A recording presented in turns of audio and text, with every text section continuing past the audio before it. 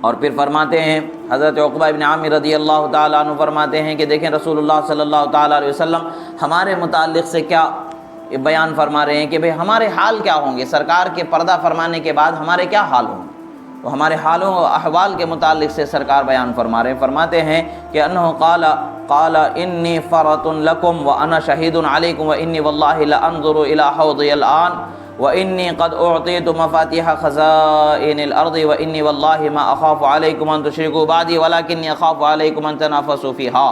فرماتے ہیں کہ اللہ کے رسول صلی اللہ تعالیٰ علیہ وسلم کا بیان ارشاد فرماتے ہیں کہ لوگوں سنو، میں تم میں پہلے جانے والا ہوں، یعنی میری امتیوں سنو، میں جانے والا ہوں اللہ کے پاس، اللہ کی رحمت میں قریب میں جانے والا ہوں، قرب خاص میں میں جانے والا ہوں، تم سے پہلے میں دنیا سے چلے جاؤں گا، اور تمہارے اوپر میں گواہ ہوں، تم پر مجھے گواہ بنایا گیا ہے۔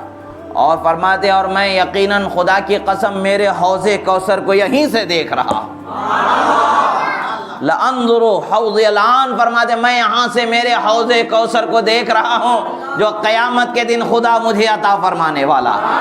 یعنی نگاہ مصطفیٰ کی معراج کو دیکھیں، نگاہ مصطفیٰ کی بلندی کو دیکھیں، زمین پر مدینے کی آرام فرما ہے اور قیام فرما ہے، اور دیکھ رہے ہیں حوض کوثر کو رسول اللہ دیکھ رہے ہیں۔ اور کوئی غیب کیا تم سے نہا ہو بھلا، اور کوئی غیب کیا تم سے نہا ہو بھلا، جب نہ خدا ہی چھپا تم پہ کروڑوں درود۔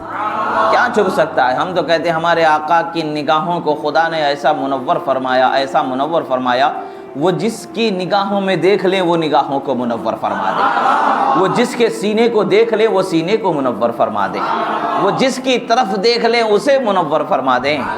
اور ان کی نگاہوں کے منور ہونے کا حال کیسا ہے؟ ارے رسول اللہ کا فرمان ہے اتقوا فراست المؤمن فإنه ينظر بنور اللہ، مومن کی نظر فراست سے بچو کہ وہ اللہ کے نور سے دیکھتا ہے۔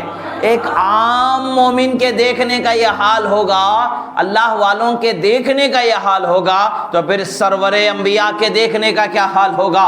حضرت غوث اعظم جو اولیاء کے سردار ہیں ان کے دیکھنے کا حال کیا ہے؟ نظرت الی بلاد اللہ جمعا کخردلۃ علی حکم اتصالی، فرماتے ہیں میں اللہ کے شہروں کو ایسے دیکھتا ہوں جیسے ہتھیلی میں رائی کا دانہ ٹہلتا ہے۔ جب غوث اعظم کے دیکھنے کا کمال یہ ہے تو ان کے جد با کمال جن کا اثر ان کو اللہ نے عطا فرمایا ہے، جن کا جمال ان کو عطا فرمایا گیا ہے، جن کا تجلی ان کو عطا فرمائی گئی ہے، جن کا کمال ان کو عطا فرمایا ہے، جن کا وارث ان کو خدا نے بنایا ہے، ان کی یہ شان ہے، تو وہ شان جن کو سید الانبیاء خدا نے بنایا ہے، رحمت للعالمین خدا نے بنایا ہے، ان کے دیکھنے کا حال کیا ہے؟ وہ فرماتے میں حوض کوثر کو یہیں سے مشاہدہ رسول اللہ صلی اللہ تعالیٰ علیہ وسلم پھر فرماتے ہیں مجھے زمین کے تمام کنجیاں عطا کر دی گئیں، تمام خزانے میرے قدرت میں دے دیا گیا ہے، اب میں جسے چاہوں اسے عطا کر دوں، جسے جو چاہوں وہ میں اسے دے دوں۔ یہ رسول اللہ صلی اللہ علیہ وسلم کے شان۔ اور پھر فرماتے ہیں لوگو میں تم پر یہ خوف نہیں کرتا ہوں کہ تم شرک کرو گے، یعنی مسلمانوں کے لیے رسول اللہ صلی اللہ علیہ وسلم فرما رہے ہیں کہ بھئی تم شرک نہیں کرو گے، مجھے معلوم ہے کہ تم شرک نہیں کر سکتے۔ اب آج کل کے لوگ بولتے ہیں بھئی یہ شرک ہے، اب ہم بولتے ہیں یا رسول اللہ انظر حالنا، یا حبیب اللہ اسمع قالنا، اننی فی بحر ہم مغرقون خذ یدی سہل لنا اشکالنا۔ اگر ہم کہتے ہیں یا رسول اللہ ہمارے حال زار پر نظر فرمائے، کرم فرمائے، ہم ڈوب رہے ہیں، ہمیں کنارے لگائیں، ہم پریشانیوں میں مشکلوں میں گھرے ہوئے ہیں، ہمارے لیے آپ اپنے کرم سے ہمارے لیے نجات کا راستہ عطا فرمائیں۔ یہ کہتے ہیں نہیں یہ شرک ہو گیا ہے، یہ شرک ہو گیا ہے، ارے تم کو خدا سے مانگنا چاہیے، خدا کے غیر سے تم مانگ رہے ہو، عقل کے اندھے ہیں۔ اللہ نے فرمایا استعینوا بالصبر والصلاۃ، نماز سے مانگو، صبر سے مانگو، مدد مانگو نماز سے اور صبر سے۔ اللہ نے نماز سے صبر سے مدد مانگنے کو کہہ دیا۔ نماز کس کے صدقے میں مل رہی ہے؟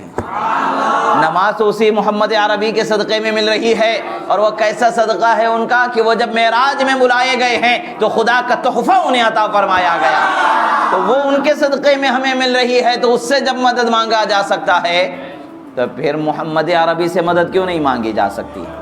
خدا نے ان کو مدد کرنے والا بنایا ہے، مددگار مومنوں کا بنایا ہے، خدا نے ان کو مددگار بنایا ہے، تو مددگار سے ہم مدد مانگ رہے ہیں۔ خدا بنا کر کے نہیں مانگ رہے ہیں، خدا کے بنائے ہوئے مددگار سے ہم مدد مانگ رہے ہیں۔ تو حقیقت میں مدد خدا کی ہی ہوئی، خدا نے وہ وسیلہ ہمیں عطا فرما دیا، وہ ایسا وسیلہ ہے کہ اس سے بڑا کوئی وسیلہ ہی نہیں ہے۔ اللہ کے رسول صلی اللہ علیہ وسلم فرماتے تم شرک کرو گے مجھے اس کا خوف نہیں ہے، بلکہ میں یہ اندیشہ کرتا ہوں کہ تم دنیا میں گر جاؤ گے، دنیا طلب بن جاؤ گے۔ اور آج ہم دیکھ رہے ہیں مسلمانوں کے اندر واقعی آخرت کی فکر کم، دنیا کی فکر زیادہ ہو گئی ہے، آخرت کی توجہ کم، دنیا کی طلب زیادہ ہو گئی ہے، آخرت کا خیال کم، دنیا کی فکر اور دنیا کا خیال زیادہ ہو گیا ہے۔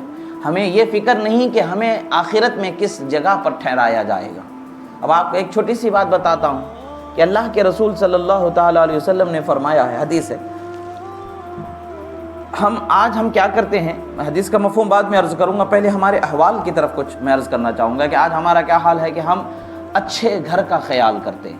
ہر انسان کا ایک خیال ہوتا ہے کہ ہمارا ایک اچھا گھر ہو، ایک اچھا ٹھکانہ، ایک اچھی آرام گاہ۔ تو کیا حقیقت میں ہم دنیا میں ہمیشہ رہیں گے؟ نہیں رہ سکتے۔ تو یہاں کتنا بھی اچھا ٹھکانہ بنا لیا جائے، فائدہ کیا ہوا اس کا؟ تو چھوڑ کر کے ہی جانا ہوا۔ کہ دنیا میں راحت ہمارے لیے مل سکتی ہے؟ رسول اللہ نے فرمایا دنیا مومنوں کے لیے قید خانے کی طرح ہے، جیل ہے، سینٹرل جیل بول سکتے۔ دنیا مومنوں کے لیے قید خانے کی طرح ہے، مومن اس میں جیسے سینٹرل جیل میں آدمی کتنی بھی راحت دے دو کیسے رہتا ہے، سکون چین رہتا ہے، اس کی فکر کہاں کے لیے رہتی کہ وہ اس ٹیمپرری راحت کی فکر میں رہتا ہے کہ چھوٹ کر کے آزاد ہونے میں فکر میں رہتا ہے، آزادی کی فکر کرتا ہے، اپنے بیوی بچوں کے پاس، اپنے گھر بار کے پاس جانے کی فکر کرتا ہے۔ تو مومن کا حال بھی ایسا ہے، وہ دنیا میں بس جانے کی فکر نہیں کرتا ہے، اپنا اصلی ٹھکانہ آخرت جنت کی فکر کرنے والا ہے۔ مومن کی یہ شان ہوتی ہے، مومن تو دنیا میں قیدی کی طرح زندگی گزارتا ہے۔ قیدی کا کیا حال ہوتا ہے، اس کو کتنی بھی راحت ہو جاؤ، کیا اس راحت کو اس کا مقصد بنا لیتا ہے؟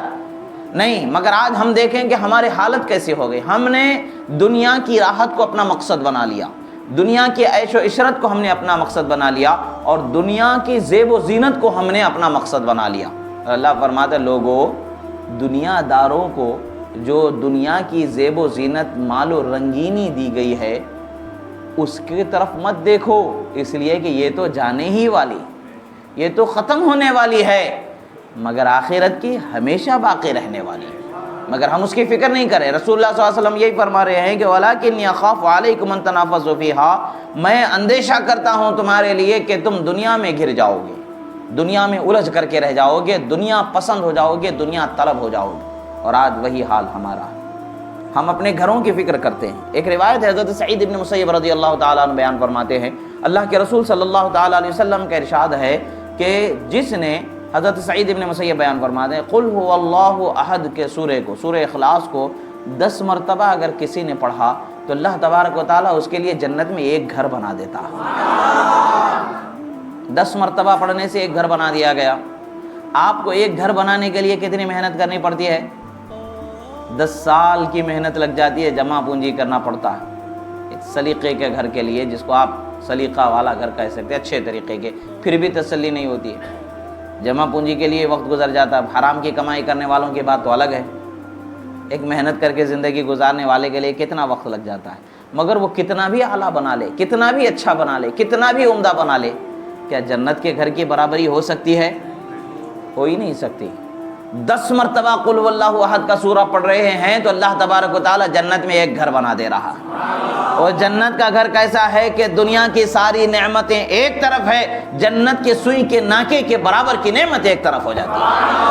بہت اعلیٰ قسم کا اللہ تعالیٰ گھر بنا دیتا ہے، محل کا ذکر آتا، محل بنا دیا جائے گا۔ اب پھر فرماتے ہیں کہ اگر کوئی 20 مرتبہ پڑھتا ہے تو اس کے لیے 2 محل بنا دیے جاتے ہیں، 30 مرتبہ پڑھتا ہے تو 3 محل بنا دیے جاتے ہیں۔ ہم دنیا میں گھر بنانے کے لیے 10 سال اپنی زندگی برباد کر دیتے ہیں، مگر بغیر محنت کے آخرت میں گھر بن رہا ہے اس کا ہمیں کوئی خیال نہیں ہوتا۔ اللہ تعالیٰ کی مہربانی دے کے 10 مرتبہ پڑھو، آپ چلتے پھرتے آپ کوئی بھی کام کر رہے ہو، کھانا بنا رہے ہو یا آپ کوئی کام کر رہے ہو، کسی کام میں مصروف ہے، چاہے آپ کوئی زمین کھود رہے ہوں یا کوئی اور بھی کام کر رہے ہوں، مگر آپ کی زبان تو خالی ہی رہتی ہے نا، زبان تو خالی ہی رہتی ہے۔ خاموش رہنے کے بدل آپ اگر اپنی زبان کو ذکر خدا میں لگا لیں، ذکر مصطفیٰ میں لگا لیں، تلاوت کلام خدا میں لگا لیں، تو یہ آپ کے لیے کتنی برکتیں رحمتوں کا سبب ہوگا۔ جو کام ہو رہا ہے اس میں بھی برکت مل رہی ہوگی، اور ثواب تو ثواب بھی مل رہا ہوگا، اور پھر جنت میں گھروں کے گھر تعمیر ہوتے چلے جائیں گے۔ اور جب کل قیامت میں جنت میں جائیں گے، اب گھر ہمارے لیے بنایا گیا ہے، تو ایسا تو نہیں کہ وہ ہمیں نہیں دیا جائے گا، ایسا تو نہیں، خدا جب ہمارے لیے بنا دیا ہے تو خدا وہ ہمیں ضرور عطا فرمائے گا، یعنی ہمیں خدا ضرور جنت میں داخل فرمائے گا، تو جنت میں داخل ہونا بھی نصیب ہو جائے گا، جنت کی نعمتوں کا پانا بھی نصیب ہو جائے گا۔ بات کیا ہے کہ چھوٹی سی عبادت کرنی ہے، تلاوت کرنا ہے، آج ہمارے پاس وہ کچھ نہیں۔ صحیح تلفظ کے ساتھ قرآن مجید کی سورتوں کو پڑھنا سیکھ رہا، صحیح تلفظ کے ساتھ پڑھیں گے، یقیناً اللہ تبارک و تعالیٰ عطا فرمائے گا۔ اگر کوئی سیکھ رہا ہے، کر نہیں پا رہا ہے، وہ مجبور ہے، خدا اس پر بھی رحم فرمائے گا۔